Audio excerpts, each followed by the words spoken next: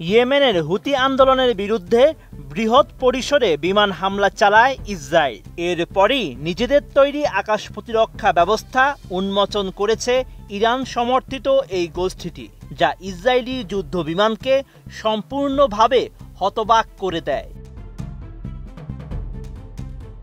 এই হামলার সময় ইসরায়েলি যুদ্ধবিমান লক্ষ্য করে কয়েক ডজন ক্ষেপণাস্ত্র নিক্ষেপ করে হুতি বাহিনী। এর ফলে ইসরায়েলি সামরিক নেতৃত্ব এবং তাদের কৌশলবিদেরা এক গভীর ধাক্কার মুখে পড়ে। গাজা যুদ্ধ শুরুর পর থেকেই হুতি বাহিনী জানিয়ে আসছে, ফিলিস্তিনি জনগণের অধিকার এবং স্বার্থ রক্ষায় কোনো আপোষ করবে না হুতি আন্দোলন। সেই সঙ্গে ফিলিস্তিনিদের বিরুদ্ধে ইসরায়েলিদের সংগঠিত অপরাধ এবং গণহত্যা অভিযানের তীব্র বিরোধিতা করবে হুতিরা।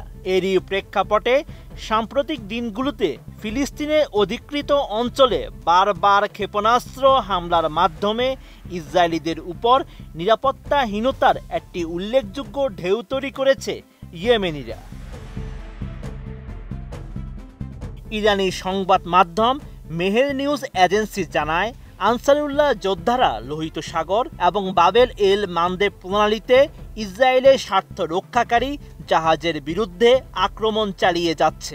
এই হামলার মাধ্যমে ফিলিস্তিনের দক্ষিণ বন্দরগুলিকে অচল করে দিয়েছে হুতি বাহিনী। তাদের ক্ষেপণাস্ত্র হামলার মাধ্যমে ইসরায়েলের বেন গুরিয়ন বিমানবন্দরের জন্য তৈরি হয়েছে এক সংকট।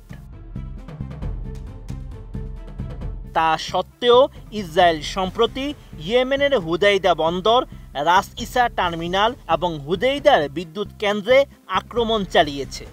এসব হামলায় ডজন ডজন যুদ্ধবিমান অংশ নিয়েছিল। তবে ইয়েমেনের আকাশে ঢুকতেই এই যুদ্ধবিমানগুলো মুখোমুখি হয় ইয়েমেনি প্রতিরক্ষা ব্যবস্থার শক্ত প্রতিরোধের, যার ফলে অনেক যুদ্ধবিমান মাঝপথেই পালিয়ে যেতে বাধ্য হয়।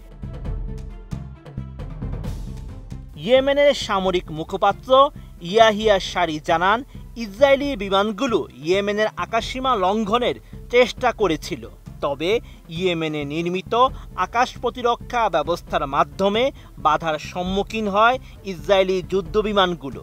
ফলে অনেক বিমান গন্তব্যে পৌঁছানোর আগেই ইয়েমেনি আকাশসীমা ছেড়ে চলে যায়। বিশেষজ্ঞরা বলছেন, ইসরায়েলি বাহিনীর এই ব্যর্থতা মধ্যপ্রাচ্যের ভূরাজনৈতিক পরিস্থিতিতে একটি বড় ধরনের বার্তা পাঠিয়েছে।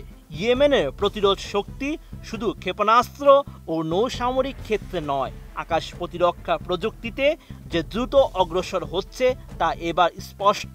পশ্চিমা গোয়েন্দা সংস্থাগুলো আগেই জানিয়েছিল, ইয়েমেনিরা গোপন টানেলে অস্ত্র উৎপাদনে স্বয়ংসম্পূর্ণ হয়ে উঠেছে। Sheikh Farid, ATN news.